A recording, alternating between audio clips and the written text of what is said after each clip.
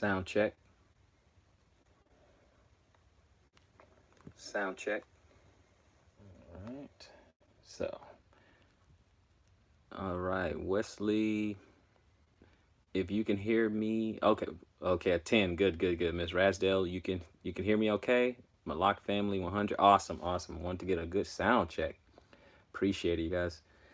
You guys know what's up. You're not new to this. I love it. Okay, sorry, I didn't keep putting my finger in front of there. Appreciate it. Just want to make sure you guys can hear me. And I know it's the Shabbat, so again, like I said, I don't like to waste anybody's time. I like my time wasted, so I try my best not to do that. Try my best to say, you know what, let's just get some information out there. Let's start a dialogue. Let's do something, that maybe edifies the people, maybe stimulate some thought. Get a conversation going.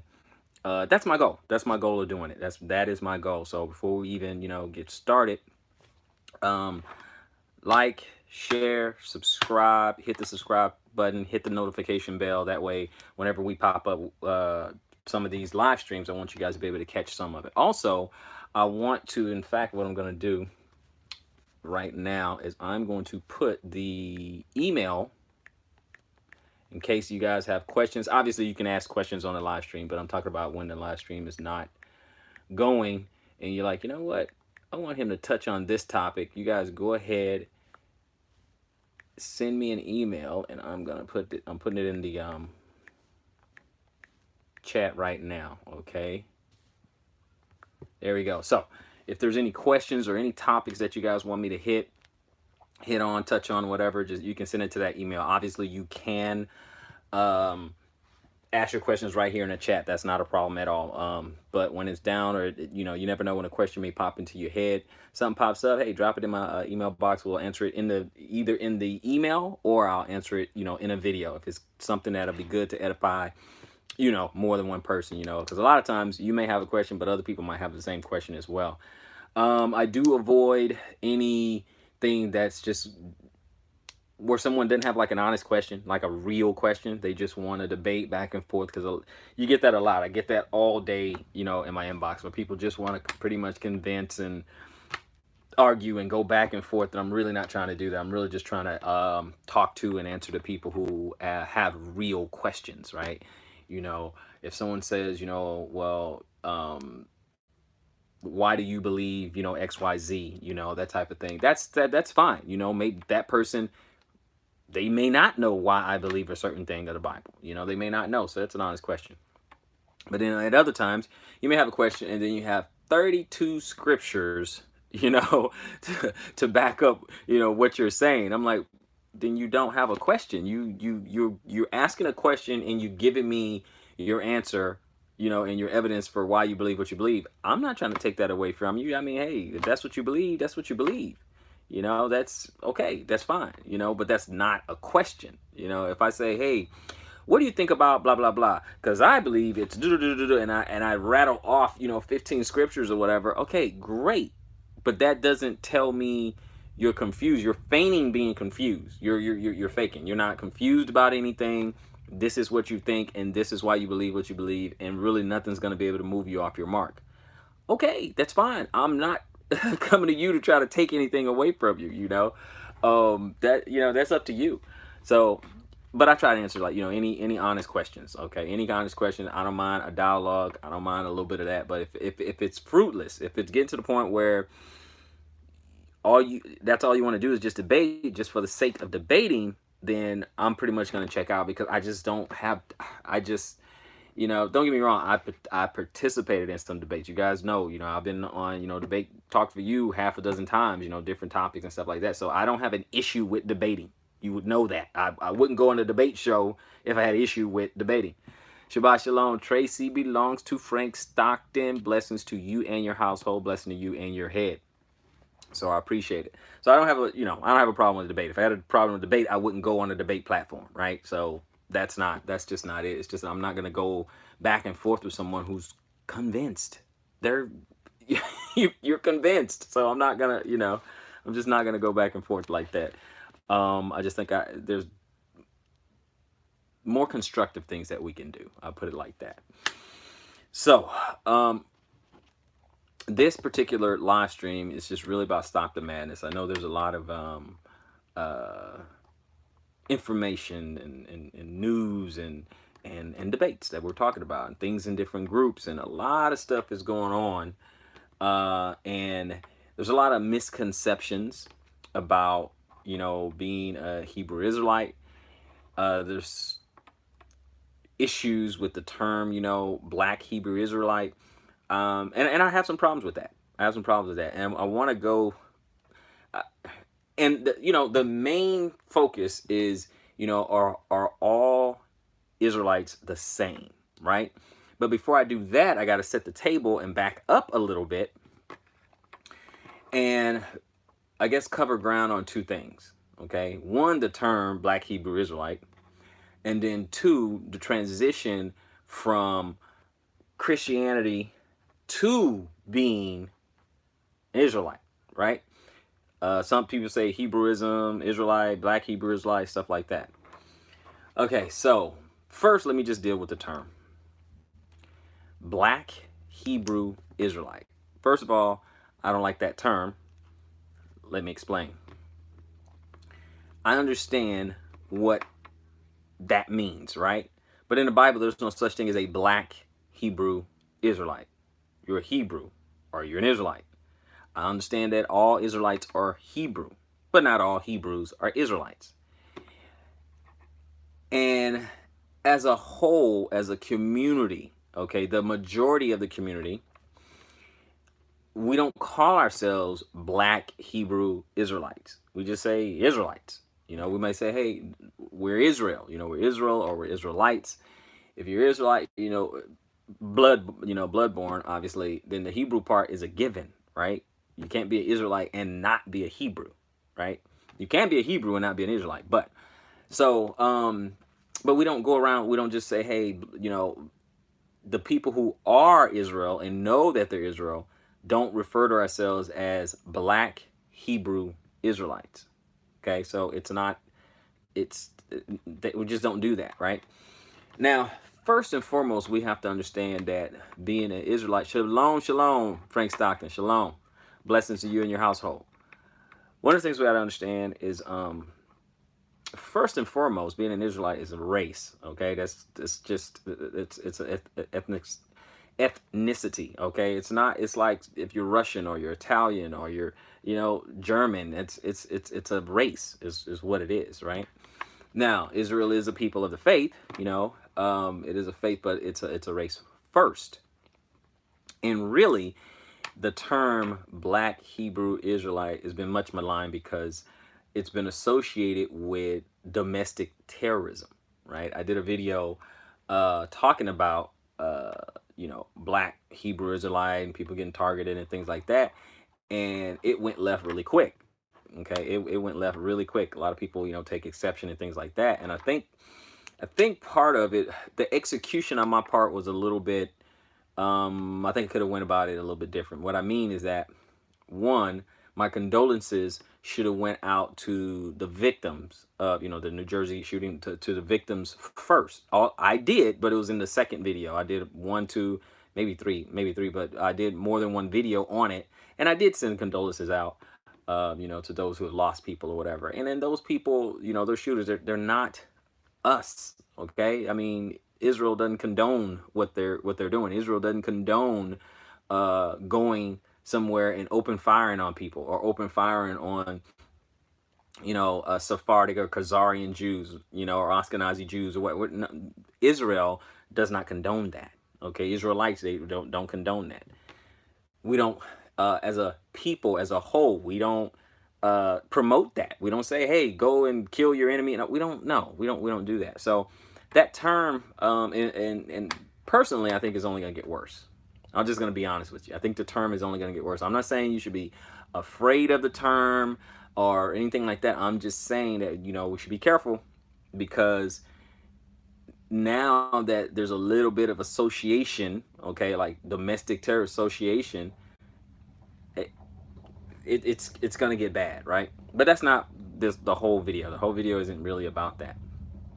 But I just wanted to say, that term, as a whole, as a nation, we don't We just don't use that. So let me go ahead and make a disclaimer. I don't speak for all Israel. I'm not the representative and speak for all the nation of Israel and all the beliefs, because I don't represent all of the beliefs. All I'm going to do is present a few things, or a few differences between various groups, right? So the thoughts and opinions in this live stream are my own. Okay, I'm not speaking for anyone else. I'm speaking for myself, and they're my own, right? So I'm not trying to speak for everyone. Okay, everything here is just an opinion on my part, and from what I can see from my observations. This is what I get from my observations. So there's a disclaimer. So there you go. Shabbat shalom, Ronnie Rayner. Shabbat shalom. So with that, let's talk a little bit about the transition from being, a Christian and getting into the truth, what we call, the word. Okay, so let's talk about that a little bit. Now, speaking for myself, I was a Christian like really most of my life. Okay, most of my life I was a Christian most of my life, and I learned pretty much all the Christian doctrine. Right, all the Christian doctrine. You say your sinner's prayer, invite Jesus into your heart, and he'll forgive you, and celebrate Christmas, celebrate Easter, all that stuff, right? Didn't look too much in the Old Testament unless we're trying to look for a story. We're trying to look at, Jonah in the belly of the fish, or Daniel in the lion's den, or Shadrach, Meshach, and Abednego, Moses parting the Red Sea, Noah's Ark, stuff like that, just to kind of get the stories, David and Goliath. And that's what we did.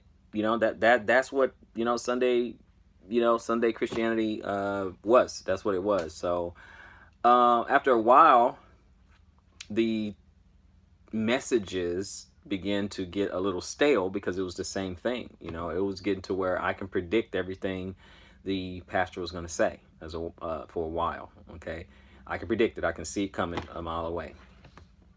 And so I began to get disillusioned. And then I was looking at a number of the different denominations out there.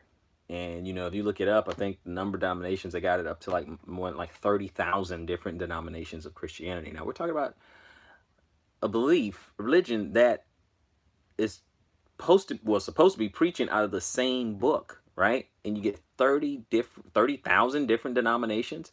So just so I'm not in gross error, I'm just going to see how many, just going to look this up. That way we're all on the same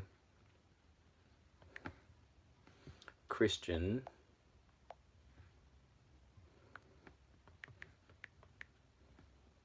okay, in the US. Okay. This one says, okay, U.S. Christian denominations. I'm just going to read this one. It says there are more than 200 distinct Christian bodies in the U.S. Seems a little low, but Handbook of Denominations in the United States. Okay, that's from a book back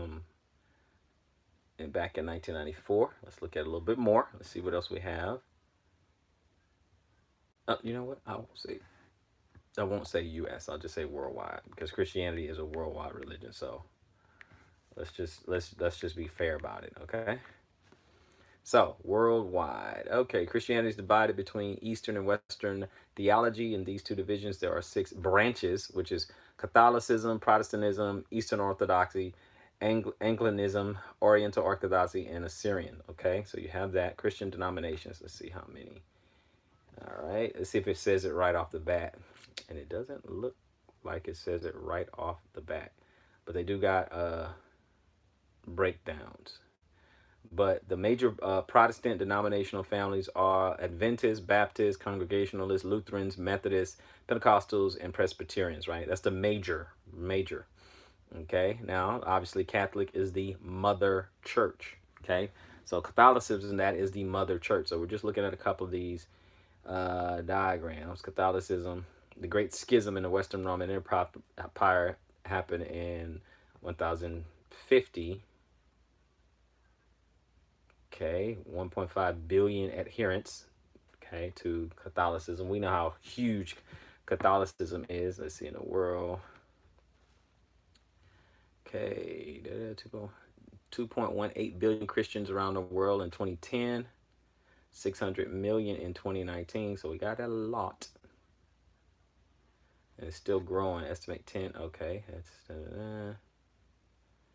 so list of okay. Wikipedia says denominations, branches. Okay, so let's just look at this here. So list of Christian denominations by number of members. Oh, I see. So it's just gonna give the number of members here. So it's in the billions, guys. 1.3 billion Catholic, Latin Church, 1.2 billion Eastern Catholic churches, 18 million, and then they start listing all the various churches and denominations, and wow, it goes on and on. 900 million in Protestants, 900 million, and then they have another long list of various denominations and stuff: Lutheranism, Baptist, Protestant, Indonesian, Methodism, Reformed churches like Calvinism. They have a lot. So my point is, there's a lot of different flavors of Christianity. A lot of different flavors. And go back over here. All right, there's a lot of different flavors of Christianity, and it's enough to, I mean, it's enough to have you pull your hair out. So you get all these different flavors. Now, why there's a big split? Obviously, you have Catholicism, and then you have Eastern Orthodoxy. There's really the big two, in Eastern Orthodoxy, and then all of a sudden you get Protestantism, where and Martin Luther nails his 95 Theses, and boom, the Catholic, and then they break apart, and you get the Methodists, and then you get Protestants, and you get the Lutherans, and you get all this stuff. So you have this big break off, right? So you have the Mother Church, and then you have all the harlot churches, all the churches that come out of her, right? So we have that. And nothing really changes, I mean, first, breaking off from Catholicism is saying that, the Pope is not infallible, that he is flawed. He's not the vicar of Christ, things like that, right? And we know Catholicism or Catholic, is universal and all that. So you have this big universal church, and you get billions of adherents, billions of followers out there. What's a boy to do, right? What's a boy to do? So you become a little disillusioned, you become a little frustrated, and then you start hearing about the truth, or hearing about people of color are the people of the book.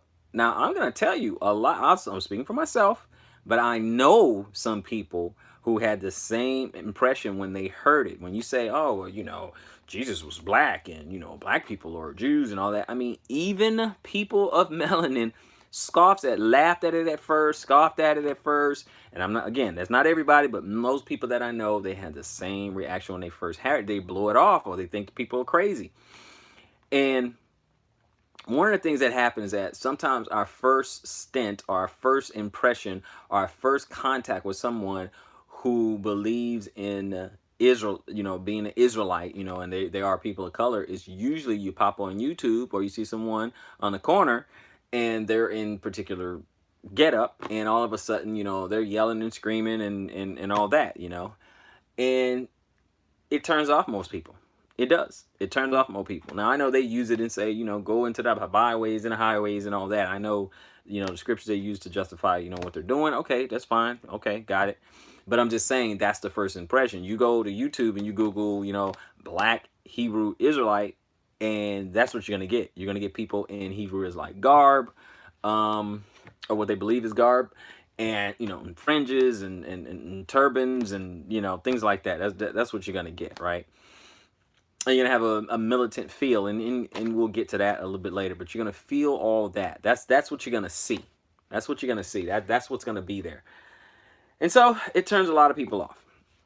I've known some people who heard about the truth of scripture, and then they leave. They say, you know what? Nope, not for me. And what's the first impression? They say, okay, they preach and hate, right?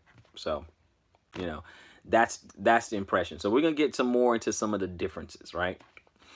Now, those are the differences in the denominations. I mean, it can be anywhere from the Trinity.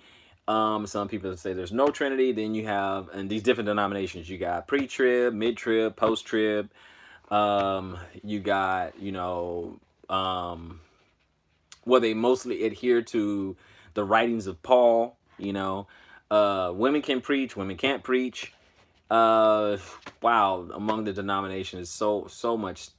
Just so much. It's just so much out there, and they have all these dividing lines. Okay, all these dividing lines. That's I've been to some churches where if a man had been divorced, he cannot be a pastor. He cannot be a pastor. Now anyway, I'm not going to get into that, but I'm just saying I've seen different things, right? There's some people in a church where in some Christian churches and things like that, those who have, alternative lifestyles, that's okay a lot of the Christian churches, and others, no. You have differences, man, in the churches. I mean, it doesn't end. But this is the reason that you get all these splits in denominations. This is the reason why it happens, right? So now, when someone comes into the truth of scriptures, sometimes it's kind of like the Bible says, it's bittersweet, right? At first, it can be so sweet. When you're ready to receive, it can be so sweet. You're like, man, wow, I have an identity. I have a history. We are somebody. We are accounted for in the Bible, in the scriptures. And then you realize, wait a minute, it's talking about us. And then it gets bitter. It's sweet at first, then it gets bitter. And I'll tell you that bitterness is when you come out of Christianity for all the shenanigans and the foolishness that you found in there, and then you come over to the truth and you find some of that same foolishness, some of that same madness, then it gets really bitter. Then it gets bitter because some of the same stuff you were trying to escape, right? It's just dressed up in Hebrew garb. Some of it is Christianity dressed up in Hebrew garb. Some of it is just a person's wicked heart. And he found a place to put their wickedness in full display. Found a place to put their anger or their hatred or their biases or prejudices or whatever it is, right? They found a place. And then you get disillusioned. Now, the most of the negative light that shine on Israel comes from the media. It does. Most of it comes from the media, right? There's assumptions about what you believe and what you think.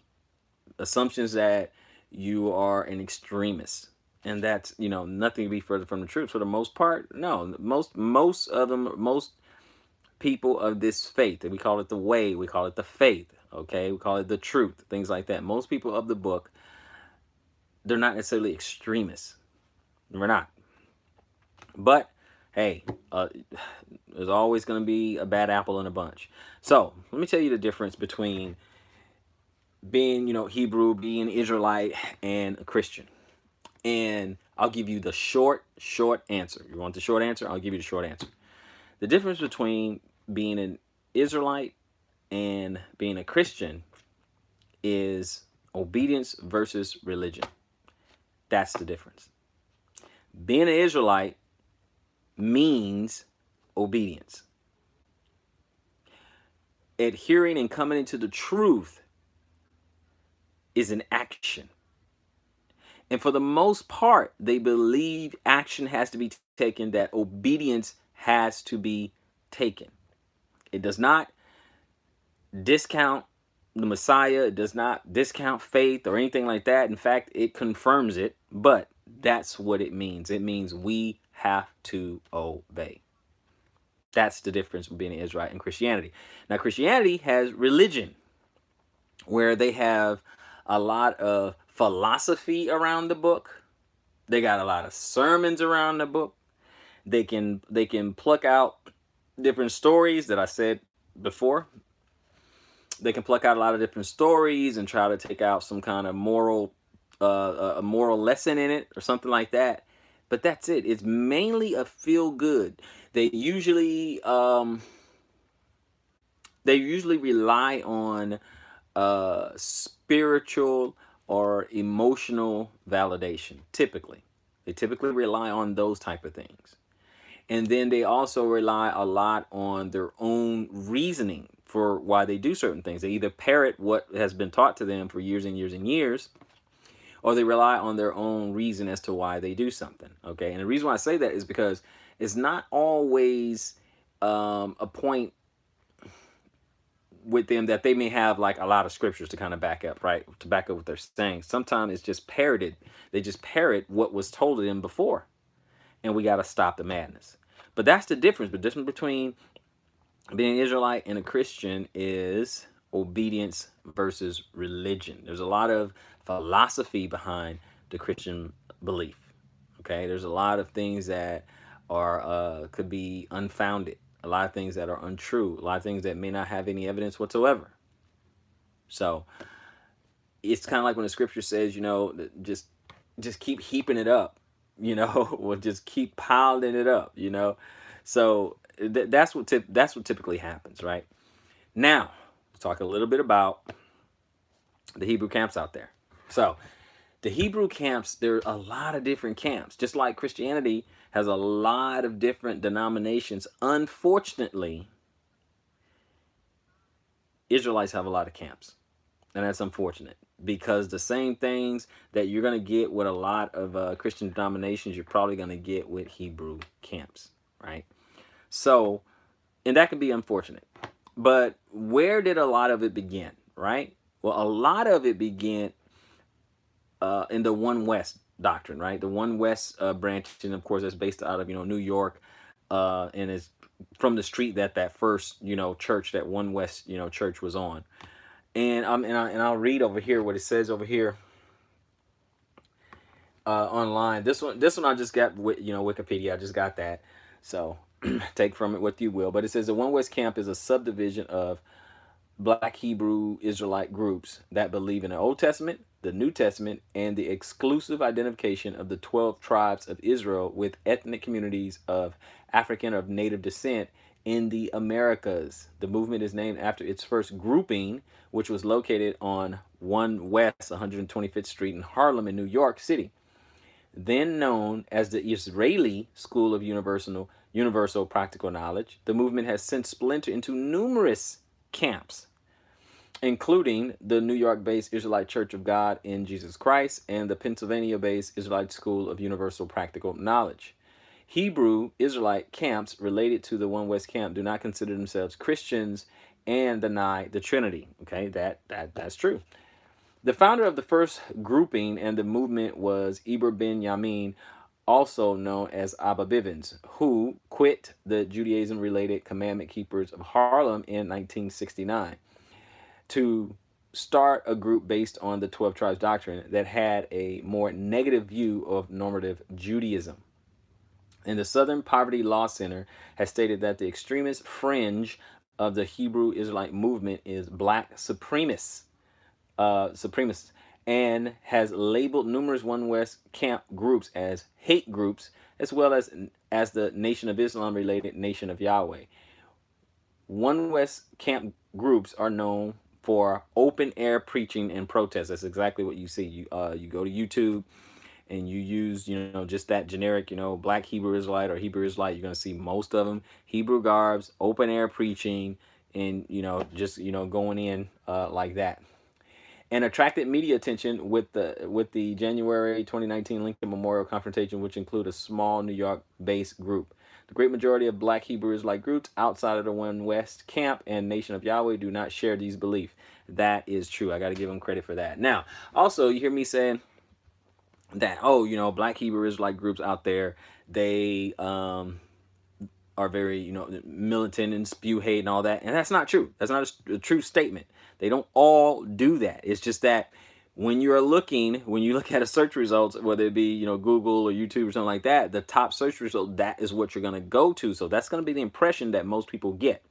Most people are going to get the impression that it's going to be loud, in your face, just going off, on people. And a lot of those branches, that splintered off. And then there's some groups that was even a little bit earlier, where black people, I guess, discovered that they could indeed be the people of the book. So it's been going on for a while, for a long time, okay, for decades and decades, right? So it's been known.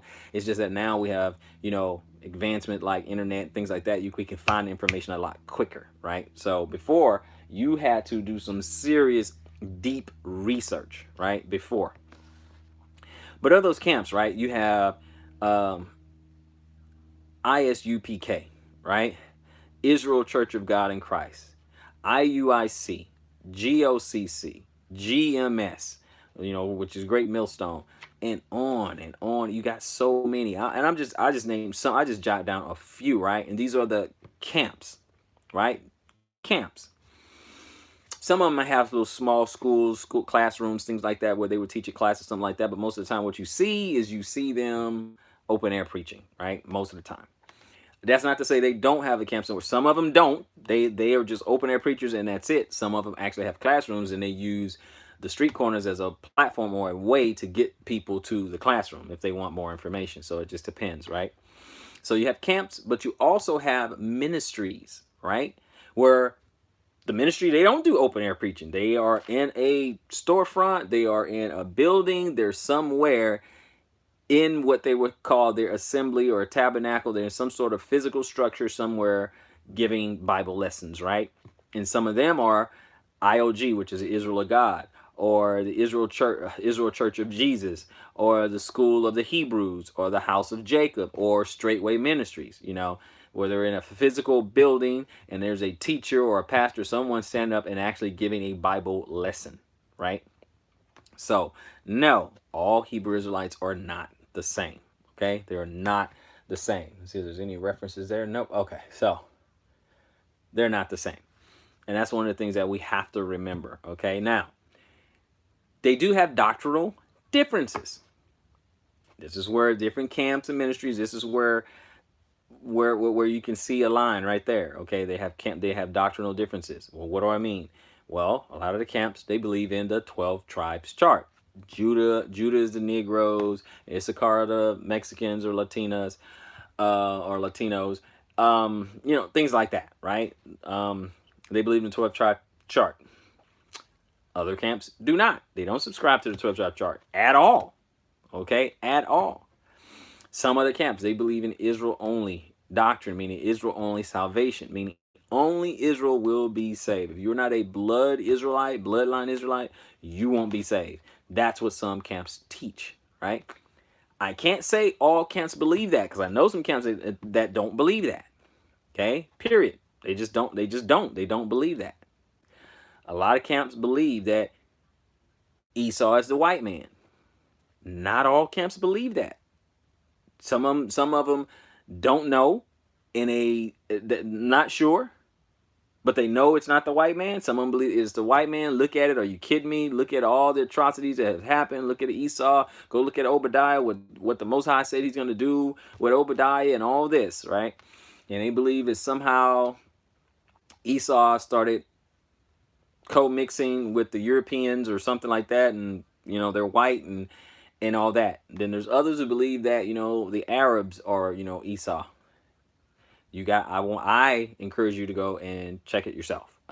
Do your research, check it out yourself. I recommend that. But again, you have debates back and forth on that, on who is Esau, who's the white man. A lot of people are preoccupied on punishment, but but hey, that's what it is. Some people believe, and it's not doctrinal, but it's one of those things that they think about, talk about, preach, or advocate, right? And that's like moving into the country, like, come out of here, my people, let's move to the country, okay? Not everyone believe that. I believe that. I believe you do, but that you probably should. But other people, no. God will save you. Just stay where you are. Stay in the city. Some people even go a step further. Some people believe or advocate of moving back to Africa. Moving to Africa.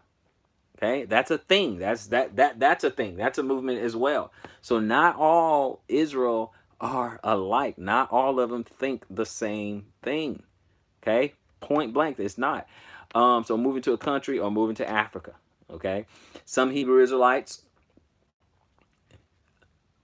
believe in only the Tanakh, saying the New Testament is trash. Don't read that stuff.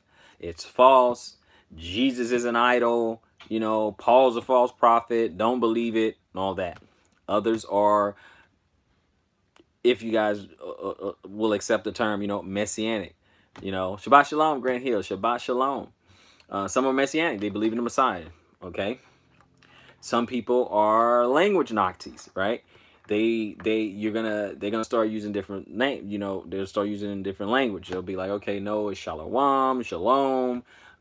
It's not Jesus. It's not Yeshua. It's Yahweh Shai. Things like that. They're gonna get all into debating back and forth of the language and stuff like that. You can't even have a conversation if you say the wrong name to some people in certain camps.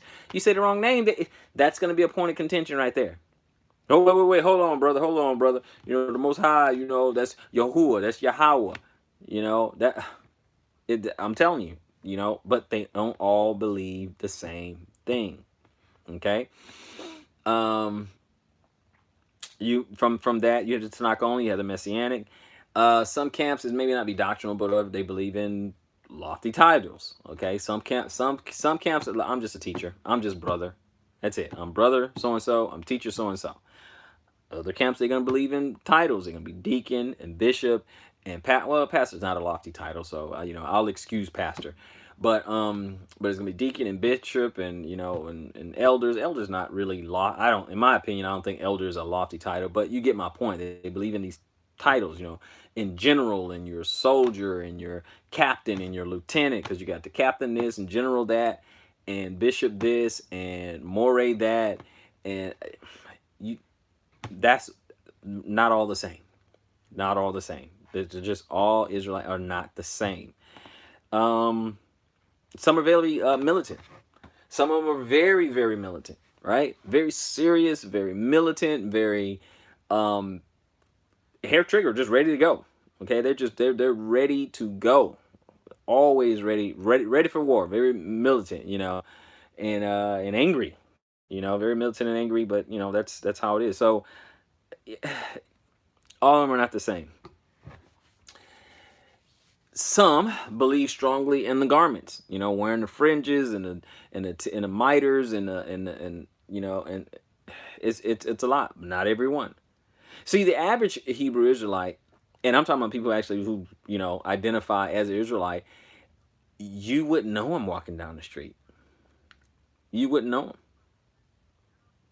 You wouldn't. I mean, for instance, this is a regular pullover shirt. Sorry, it's all wrinkled, but see, this is just a regular shirt. No markings on it or design. It don't have nothing. There's nothing there, right? So to look at me, you wouldn't know, without me moving my lips, you wouldn't know that, hey, this guy identifies as Hebrew Israelite. You know, you wouldn't know. Okay, don't have the big beard. You know, I don't have. You know, I don't have that. I don't have a Mitri on, or I don't on any of that, right? So you wouldn't know, and that's the truth of the matter. That most Hebrew Israelites you would not know from how they dress or anything like that. Okay, I'm not saying good or bad. I'm just saying you would not know. Why? Because they're just working and living their life and just trying to, you know, get through the day, kind of thing. You wouldn't know. Some believe in these garbs, some don't. Okay, I think it's a good way to identify one another, but then it's also a good way to target one another too. But you know, so no problem. I understand this is not. I'm not going back and forth saying, you know, should you wear fringes and tzitzits or not. That's not what this is about. Okay, I'm not talking about that. Do I have some stuff with some fringes on it? Yep. Do I have some tassels? Yes, I do. But you know, do I wear them every single day? No, I don't. So I'm not gonna get on this live stream and just lie and say, oh, I wear them every day. I don't. Okay. Preaching. Let's see. Some of them. Some is a small percentage of it. It's really not the majority. Small percentage actually do preach hate. because they are very, very upset. They're upset at what happened in the past. They're upset at all the past captivities. They're upset that since Israel broke the covenant, that that all these curses came true and are coming true, and people are living in these curses today. They're upset to see their oppressors prosper. They're upset to see their brethren mistreated and much maligned. They're upset. They're upset for all of the above and much more. I could say more, but they're really upset. Sometimes some of them have misplaced anger, and then you're gonna get people who gonna a spirit is gonna come upon them, and they are going to do things they ought not. Right? They're gonna feel a certain way, and they're gonna do things they ought not. And some of them actually preach. They actually preach and listen to hate. They fuel their hate like every day, and it's like a pressure cooker. After so long, then the pressure is gonna be to the full. And then they're going to act on it. But that's really a small majority. That's a very small majority, and that can be broken down to individuals feeling that way, right? So someone preach hate, most don't. There's debates on the Sabbath and debates on the holy days, the feast days, the lunar Sabbaths, right? Okay. Some, they hate the Gregorian calendar. Can't stand it. So they're like, okay, so throw that all out. We need to go to an Enoch calendar. We need to go to a lunar calendar. Everything is based on the moon because, hey, after all, the Most High said, listen, I gave you these, sun, moon, stars, all this for signs and seasons and all that, right? So they want to base everything off the moon. And the Sabbath is a moving target. It's not every 7 days. Then you got some on the other side. The Sabbath is every 7th day on the 7th day. And it's what we would call today Saturday. Okay, what we're doing today, right? But there's some Hebrews out there that today is not the Sabbath day. This is just another day. Sabbath day is, a few moons away from now, or probably just past a couple days, depends on if you follow, that line of thinking. So, are they all the same? No, they're not, okay? Some people believe that we are in the end, that we are approaching the end times, and it's coming regardless. Okay, it's coming. Everything is unfolded. Messiah is on his way back. Of course, almost nobody gives dates now, which is smart. I think that's very, very smart. We need to be like, the 5 wise virgins and just get ourselves ready. But you got some who they feel like they're preparing and they think something is about to go down. On the other side, the flip side of that coin, you have others who feel like you have to hasten the uprising. We have to do something. We have to come together and galvanize, and the kingdom's not going to come until we do XYZ, fill in the blank. You got to have some sort of uprising. And those are some of the difference, right? Some of those differences. I'll come back to that just a second. And then organizationally, there are differences, right? Like I said, with the ministries, for the most part in the ministries, there is a pastoral head, and then everybody else is behind him. Maybe an assistant pastor or, junior type pastor, whatever. But then, it's just everybody else, the assembly. Then you can have kind of a group or a council, kind of more of a round table of elders and things like that. And that's cool. And then you have your individuals, okay? Lone rangers, some people who are not going to submit to any kind of authority here on earth. They're going to be lone rangers and cowboys and stuff like that. And they are going to do their own thing. I'm going to study at home. I don't need a pastor. I don't need an elder. I don't need I'm just going to study at home, do my own thing. That's it. I don't want to be deceived because the Bible speaks a lot about false pastors and all that, right? So they're going to be alone.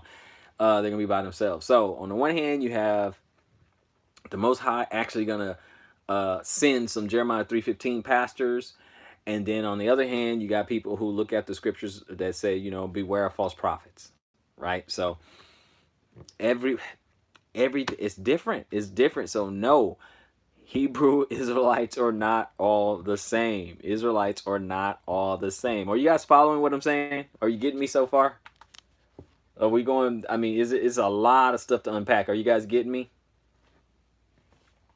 So it is not the same organizationally, individually. It's just not. Just the structure, just the beliefs, just the, and it's really what frustrates people a lot of times because of all the differences. Shalom, shalom, Frank Robertson. Shalom, shalom. Okay, are you guys following me? Give me 100 if you follow what I'm saying. Say, so I'm gonna keep going. There is a common thread though, right? There's a common thread. It's not a whole lot, but there's a few common threads, right? Uh Deuteronomy 28, okay? And then centuries later, the diaspora, okay? The diaspora, however you pronounce it, but the dispersion of the slaves, right? And all these different captivities. They believe that, okay? They believe in an Egyptian captivity. They believe it was people of color, obviously. Archaeology backs that up. They believe in the Assyrian captivity. They believe in the Babylonian captivity. They believe in the Medo-Persian captivity. They believe in the Greek captivity and the Roman captivity, right? And a lot of them still believe, they believe in the diaspora, the transatlantic slave trade. They believe in the trans-Sahara slave trade. And then we get into today. They still believe we have slavery. They believe this is the conclusion of the 400 years of captivity, and so things are going to be different. Things are going to start changing, very very soon. So there's a lot of agreement there. Okay, I don't think any of us going to ever agree on everything totally and completely, but there's a lot of agreement there. Okay, on the things that have transpired. Okay, so we got to keep, we want to keep that in mind. Okay, let's keep that in mind. But I do want to point something out. Let me look here because I just find it interesting, and then I'll let you guys go. We look at, because I think we're just gonna fight and bicker and I just don't think it's gonna end, right? I just really don't. But I'm gonna look at this his story here over in the book of Judges, right? And I'm looking at chapter 12. I'm gonna start at verse 1. I'm gonna read to like 6, right? And it says, "And the men of Ephraim gathered themselves together and went northward and said unto Jephthah, Wherefore passedst thou over to fight against the children of Ammon, and didst not call us to go with thee? We will burn thy house upon thee with fire. And Jephthah said unto them, I and my people were at great strife with the children of Ammon, and when I called you, you delivered me not out of their hands. So I called you, you didn't even help me. I did call you. I did ask for your help, but you didn't help me. And when I saw that you delivered me not, I put my life in my hands. I took it upon myself. I saw you were not going to come help me, so I took it upon myself and passed over against the children of Ammon, and the Lord delivered them into my hand, and the Lord gave us victory. Wherefore then are you come up to me this day to fight against me? So why you want to fight me? Okay, 4. Then Jephthah gathered together all the men of Gilead and fought with Ephraim, and the men of Gilead smote Ephraim, because they said, Ye Gileadites are fugitives of Ephraim among the Ephraimites and among the Manassites. Okay, so you have that. So this is Israel versus Israel, right? And the Gileadites took the passages of Jordan before the Ephraimites. And it was so that when those Ephraimites which were escaped said, Let me go over, that the men of Gilead said unto him, Art thou an Ephraimite? If they said, Nay, then said they unto him, Say now, Shibboleth. And he said, Sibboleth, for he could not frame to pronounce it right. Then they took him and slew him at the passages of Jordan. And there fell at that time of the Ephraimites 42,000. So 42,000 people. Now, again, these are your brothers, okay? These Manasseh, Ephraimites, stuff like that. These, just because he couldn't say a word just right. It reminds me of when we argue and debate over, should we say Yeshua, Yahushua, Yehoshua, Yahawashai. It kind of reminds me of that, right? Hey, brother, you're not using the right name. You're not using it, that kind of thing. It reminds me of that, right? Because you just don't quite say it. And these are two. Anyway, you guys get my point, right?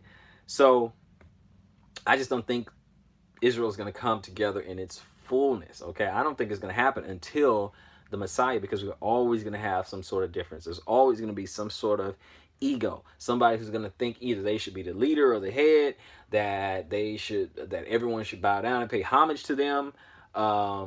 Someone's going to think that they have the better idea. Hey, we should do this. Hey, we should do that. Okay, it's always going to be that.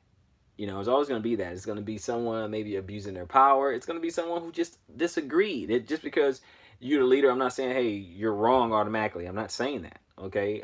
Because sometimes the people who protest and against you or whatever, sometimes they're wrong. Sometimes they're protesting and all because they're wrong, okay? Just because there's a protest doesn't always mean the leader's wrong, okay? It's what it comes down to is you can't make everybody happy. And a lot of people have egos and have all this bravado and think they got it all figured out, or they have an untrusting heart. They don't trust anybody. We don't trust each other. What's one of the main reasons why we cannot, quote unquote, come together? What's one of the main reasons why we cannot support one another? What are those reasons? That's why, and those same reasons is going to be why we'll never come together as one until the Messiah himself actually shows up. That's it. So all the bickering and the fighting can be gone. And then what he's going to do, he's going to purge out the rebel. Okay? You can argue with me all you want. You can argue with your brother all you want. You can't argue with him. You cannot argue with the most, and that's the whole thing. That's the reason why I feel that way. We come out, we just seem foolish when we do that. We seem completely foolish when it happens. So let me go. I'm going to close up and end it with some scriptures dealing with that. So let me go over to Ecclesiastes 7 and 17. Okay. Be not righteous over much, neither make thyself over wise. Why should thou destroy thyself? Why should you destroy yourself? Don't be over righteous. Don't be righteous over much, I should say. Don't be righteous over much, neither make thyself over wise. You're just too smart, right? You're just too smart for your own good. Why should thou destroy yourself? Because you're going to kill yourself. Why should you destroy thyself? 17. Be not over much wicked, neither be thou foolish. Why should thou die before thy time? Why should you die before your time? And that's a lot of people. We're getting out and it's like we're hastening our destruction, right? We know that Israel, we know that persecution is coming. Believers know that persecution is coming. If you've been taught well, you know that's going to happen, right? And we know in the 11th hour, when it's time and your faith is tested, that you're going to be pushed all the way to the edge, and you're going to have to profess your faith, right? It's going to be a matter of you're either going to deny the Messiah and the Father, and you accept the world to save your own skin, okay? And the Messiah, obviously, he said, if you deny me before men, I'm going to deny you before the Father. And of course, he said, don't fear him that can destroy the body and can't do anything else, okay? So we know those type of times are coming. We know that. But why be a fool and hasten that? Why shine a negative spotlight on yourself? Why invite it to come? Especially if you're not ready. Especially if it's before your time to die. If it's before your time, why would you bring that on you? Okay, let's read 17. Be not overmuch wicked, neither be thou foolish. So don't be foolish either. Why should thou die before thy time? Why should you die before your time? Because you can hasten it. You can speed it up simply by being foolish. Simply by being foolish. Okay, let's go chapter 10. Chapter 10, and let me read 15. Okay, well, I'm going to start at 14. A fool also is full of words. A man cannot tell what shall be. And what shall be after him? Who can tell him? The labor of the foolish worrieth every one of them, because he knoweth not how to go to the city. He doesn't even know how to go about his business. Some people go around looking for a fight. go around with a chip on their shoulder because they're Israel and they're mad. So now internally they know that they're Israel, and then everywhere they go, they see other people who are not Israel, and they mad at them because that's the oppressor, that's the enemy, right? And then they look at other people who they perceive don't know that they're Israel, and they want to, be like, oh well, leader, they don't know. Oh, that's just some, coon or sellout or something like that. Some other derogatory names, right? So you don't even know how to go about and conduct your business. Why attract negative attention? Why? What's the point? What is the point of attracting negative attention? Let's read that one more time. The labor of the foolish wearieth every one of them, because he knoweth not how to go to the city. You go and do your thing, but you can't conduct yourselves around people. Now, say you go out to lunch or something or whatever, right? And it's kind of a group thing or whatever. And it's work, it's work or whatever. And they bring it out, they cater and stuff. And obviously there's a bunch of pork and stuff like that. And they're like, hey, kid, get you something to eat. Get you something to eat. No, I'm not saying you eat it. I'm not saying you eat anything unclean. Let me say it clearly. Don't do it, right? But you could say, no, I'm good. You guys go ahead. I'm good. Leave it at that. Or you can, hey, not supposed to be doing that. The Bible says, not to eat anything unclean, and you guys are eating that kind of stuff, and you're just simply gonna go to hell. Some people do that. This is their job, right? Some people do that. Do you not know how to just go about your business? Now, it's different if they're forcing something on you, then yeah, you have to take a stand, be like, nope, not eating that, can't do it. Well, why? Okay, now answer that question. Go ahead. Then you definitely, you tell them, no, I can't do this against my beliefs. I cannot, whatever. Right? And I understand some people be like, well, you're not supposed to keep company with them. Okay, first of all, if I'm at work, okay, I'm not keeping company with them. I'm working and we're just on lunch break. Okay? Now, it's different if we're off work and I go to their house and I'm hanging out and stuff like that. That's different. I'm at work, we're at lunch, they're eating something unclean. I'm not gonna eat it. Okay, well there you go. I'm not about to. That is a completely different fight. That's different. I mean, really, you gotta pick your battles. You gotta pick your battles. And if that's a little battle you want to win, you know what? Go for it. Go for it. If it's that important to you, go for it. But we all got to know how to conduct ourselves and conduct our business. Let's go to Jeremiah 10. And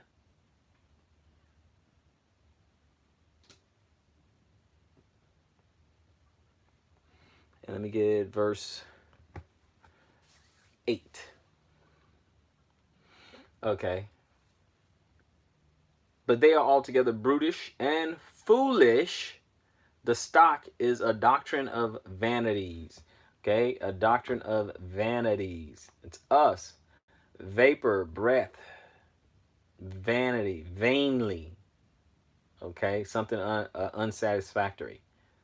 Okay, altogether veins, a doctrine of vanity. Okay, so sometimes we have a lot of these leaders, or we have YouTube personalities or whatever, and they are preaching doctrines of vanities just to puff themselves up, just to make themselves feel good, just to just to try to, I don't know, to impress people. I guess I don't know. Okay, maybe to even stroke or feed their own ego. It's not scriptural. If you're not actually edifying people, if we're not doing it line upon line, precept upon precept, then it's just simply a doctrine of vanities. Bottom line. So what is all that? That's what it is. Okay. Now let me just go to our last place real quick, which would be Lamentations, the very next book, Lamentations 2, and let's go to 14. All right. Thy prophets have seen vain and foolish things for thee, and they have not discovered thine iniquity to turn away thy captivity, but have seen for the false burdens and causes of banishment. Okay. We all know why we're banished from our land. We know why we're in captivity. And when we follow people, false teachers or something, that don't offer up any solutions on how to improve our situation, something practical, then all we do is perpetuate what we're going through, perpetuate the curses and things like that. Now we know that it's going to be the Most High who, the Messiah who's going to lift the curses. I understand that. I'm not saying that I can lift them and you can lift and all that, okay? But one thing you don't want to do is perpetuate more and more and more. Why would you want to heap sin upon sin and keep going around in the same circles over and over and over? And that's what a lot of these teachers are doing. If they have no solution, no solution. I asked some teachers before, I said, well, it's getting dangerous, out there. Do you think that maybe we should prepare and we should, maybe go out to the country or something? Or, well, why would we do that? All the people are in the city. If the Lord's going to help you, he's going to save us wherever. I'm like, okay. But me personally, I don't want to test him on that. It's like I don't want to jump off a building and test to see if he's going to catch me. I don't want to do that. I don't want to jump off. Do I believe he can? Yes, I believe he can catch me. But am I going to test that? No, I'm not going to test that. That's really the difference. Can he save me in a population dense city? Yes, he can. Do I want to test that? No. Most of the time when we see him deliver someone in the scriptures, they actually had to do something. You let me know if you have to agree. But let's get back to, that was a small digression, but let's get back to the whole point of the video, and I'll let you guys go. Are all Hebrew Israelites the same? Answer, no. Do they believe all the exact same teachings and doctrine? No. Will all of them do the same thing? No. Will all of them come out, try to homestead and live set apart and all that? Nope. All of them gonna all of a sudden go to Africa, and some have actually went back to Africa. Some of them actually went to Israel. You guys are aware of that. But will all Israelites do that? No. Will all of them follow a pastor? A pastor rises up or whatever and becomes popular, and will everybody, all the quote unquote Israelites, will they follow, a pastor? Nope. Some of them are going to be very individualistic, if that's a word, right? They're going to just go at it alone. Really? Right? So, no, they're not the same. It's unfortunate. They're not the same. The only time that's going to happen is when the Messiah is here and we have the resurrection of the actual biblical leaders. Everyone is going to be on the same page. Everyone's going to be reading from the same sheet of music. Everyone, period. Won't be any argument. It won't be any debates or anything like that. Even some of us who may get a promotion, like he says in the parable, the talents, okay? Go and rule 5 cities and go and rule 10 cities and all that. When that hierarchy is set up, everyone's going to be reading from the same sheet of music. Everyone's going to be thinking and doing the exact same thing. Everyone will be in line. Everyone. Period. So we're not all the same right now. But a day is coming where we will be on the same page, doing the same thing, serving the same master, and all the rebels will be purged out. I hope you guys got some edification from the live stream. I appreciate all of you guys joining me on that. I hope you know, that it at least stimulate a little bit of thought, a little bit of thought. And like I said in the beginning, do me a big favor, like, share, subscribe, so we can bring more and more topics, right? More and more things that we all want to talk about. I also already shared the email address, so in case you guys have questions or anything, we can answer it in a video. We can address it on live. We can do it however you guys want to do it. And also hit the notification bell. That way you don't miss any of the live streams. Sometimes I just pop up out of nowhere because I'm not used to, I'm not able to do what I normally do, which is, you know, the whole production and putting little screen captures on there and voiceover and all that. I'm not in a position where I can set that up right now, but I will in the future. So right for now, I'm just going to stick to the live streams because, as you can see, there's no editing or anything like that. So I can't do all the nice little editing tricks that I like to do, but you know, we'll get back to that. But going forward, we're going to tackle topics like this. We're going to be tackling homesteading. We're going to be tackling, you know, Hebrew news and stuff like that. The banner at the top of my channel is going to be changing pretty soon. Still Israelite Prepper and everything, but that's going to be changing to better reflect what this channel is going to be all about. So I appreciate you guys hanging in there.